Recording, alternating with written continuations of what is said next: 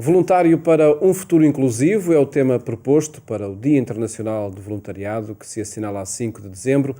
Este ano, num contexto muito particular, como nos diz agora Susana Queiroga, vice-presidente da Confederação Portuguesa de Voluntariado, que começo por cumprimentar. Boa tarde. Boa tarde. Obrigado, Susana, por estar connosco neste contexto do Dia Internacional do Voluntariado. Já lá vamos ao tema.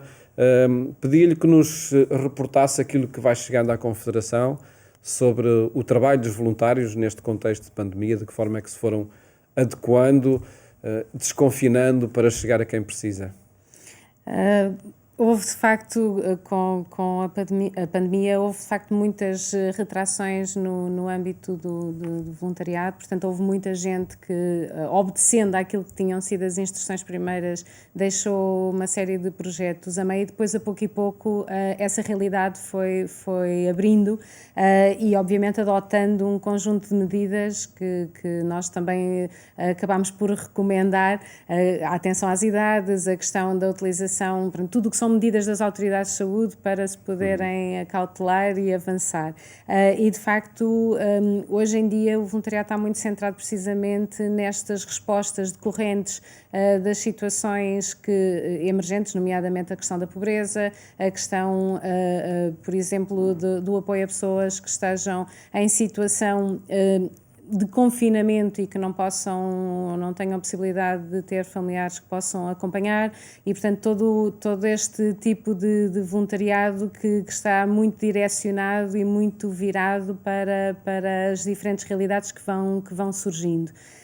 Em número é sempre pouco. Portanto, é muito importante que as pessoas, mesmo em tempo de pandemia, é possível fazer-se qualquer coisa no âmbito do voluntariado e fazer algum apoio, nomeadamente, por exemplo, em questões, através de telefonemas, através de seguimento de pessoas que possam estar, neste caso, em isolamento e que precisem precisamente de algum acompanhamento. E esse pode ser, de facto, uma circunstância de muitas pessoas, o isolamento, a solidão, que projetos de voluntariado podem ajudar a combater e estão a ajudar a combater? Surgiram várias iniciativas, algumas delas ainda não entendemos bem qual é que vai ser a continuidade delas, porque são situações muito espontâneas. Aliás, uma característica dos portugueses, cada vez que há uma determinada situação que exige de facto uma resposta rápida, há de facto essa entrada e há esse caminho, essa entrega, digamos assim, ao projeto e à iniciativa, mas na realidade acabam por ser situações ou projetos muito no imediato e às vezes custa-nos a perceber como é que a coisa se vai desenvolver numa forma mais permanente ou reverter noutras formas de voluntariado que respondam depois a outras situações fora do contexto de pandemia.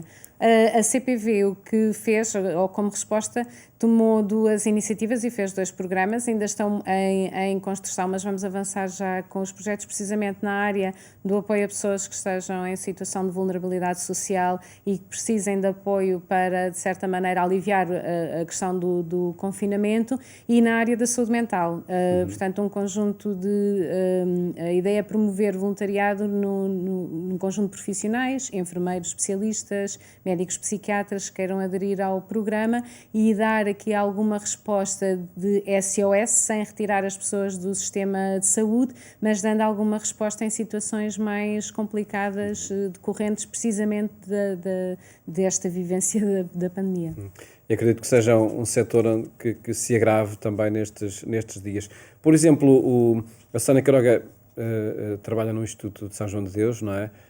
De que forma é que nesse ambiente de uma casa de saúde o voluntariado se reconfigurou neste tempo? É uma boa pergunta porque o primeiro choque foi precisamente fechar absolutamente tudo. Nós temos uma estratégia, até porque o nosso voluntariado tem já alguma idade, portanto a média de idades entra naquela população de risco. E faz voluntários com pessoas também idosas, não é? E também, portanto, Muitos não só doentes. o alvo, mas também os próprios voluntários. Sim. Houve ali uma dupla proteção e as equipas começaram a trabalhar em espelho, portanto também houve todo o sistema ficou reestruturado. Nós, em termos de política, digamos assim, para a introdução dos voluntários, é assim que há condições para começar a haver visitas, também pode haver condições para começar a haver voluntariado.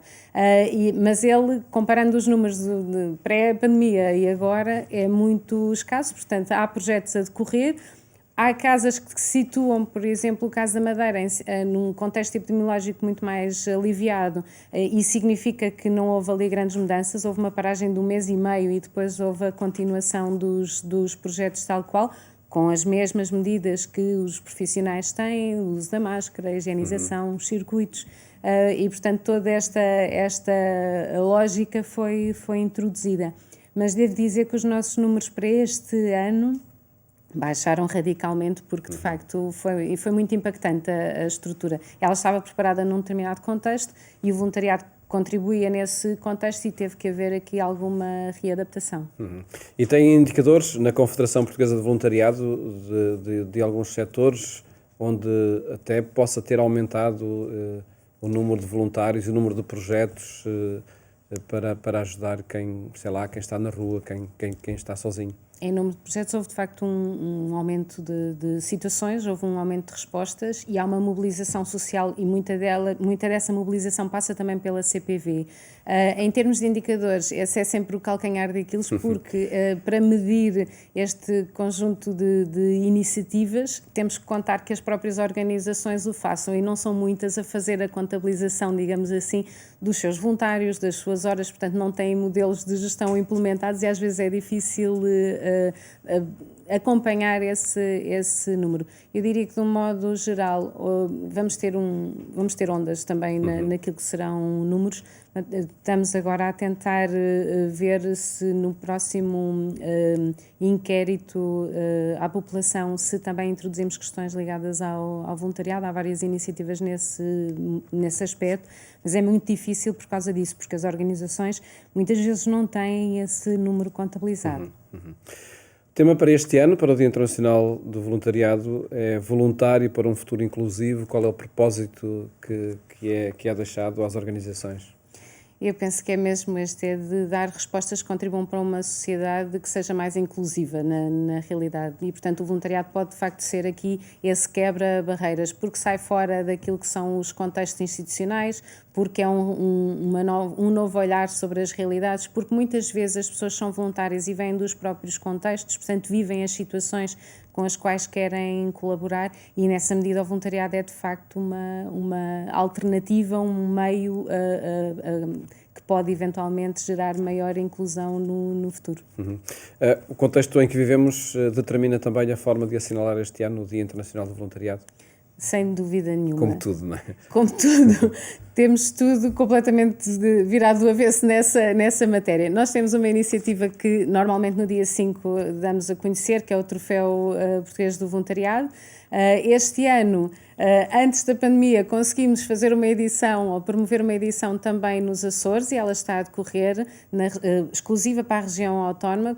Tivemos ali 4 candidaturas e o nacional também está a decorrer. Aliás, estão a ser avaliadas as candidaturas para anúncio dos próprios dos vencedores desse troféu nas diferentes categorias e tivemos 27 candidaturas no contexto nacional, o que é ótimo. Foi o ano, salvo erro, que tivemos mais candidaturas em termos do troféu. Ou seja, se calhar no âmbito do confinamento houve a necessidade também de promover, de reconhecer, que é muito importante, reconhecer o trabalho dos voluntários e de facto dar aqui esta iniciativa. Como vamos fazer? Nós provavelmente vai ter que ser aliás, uma coisa que tem sido muito feita, vai ter que ser de forma virtual, provavelmente, porque não sabemos se vamos ter condições para realizar qualquer iniciativa. Mesmo nos Açores estava prevista uma iniciativa concreta num auditório, portanto, numa sessão presencial, e isso provavelmente não irá acontecer. Mas estamos exatamente na discussão desse tema. E por certo que é assinalado de forma virtual ou de forma presencial, mas inquestionável é o contributo que os voluntários prestam neste contexto da pandemia. Torna-se mais relevante o trabalho de voluntariado. É sem dúvida nenhuma. Aliás, neste contexto e noutros contextos. O voluntariado tem, de facto, um peso, e quanto mais voluntariado houver, mais peso ele tem. Representa 1% do PIB, salvo o erro. Agora, com os diferentes números, a coisa vai mudando.